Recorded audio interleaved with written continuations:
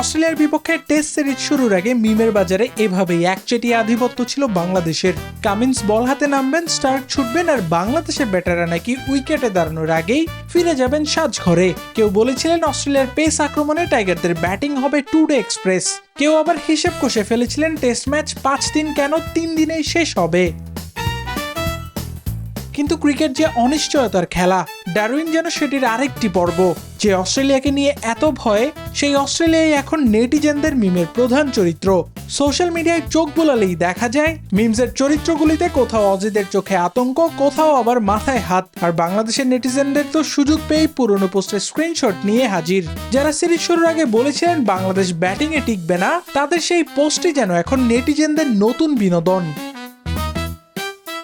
Cummins স্টার্কদের নিয়ে চলছে একের পর এক ট্রোল। কেউ অজিদের এমনভাবে দেখাচ্ছেন যেন টাইগারদের সামনে এসে তারা ক্রিকেট থেকে সরাসরি দর্শক বনে গেছেন। সবচেয়ে মজার ব্যাপার হলো ম্যাচের ফল যাই হোক, মিম নির্মাতারা কিন্তু ইতিমধ্যেই জয়ী। কারণ এই সিরিজ শুরুর আগে যে বাংলাদেশ ছিল মিমস আর হাস্যরসের টার্গেট, সেই বাংলাদেশই এখন মিম বানিয়ে অস্ট্রেলিয়াকে দিচ্ছে পাল্টা জবাব। মাইটি অস্ট্রেলিয়ার জন্য তাই বার্তা একটাই, মাঠের চাপ তো আছেই, টাইমলাইনের চাপটাও নেহাত কম নয় তাদের জন্য। আবরার আল দাইয়ান, নিউজ 24।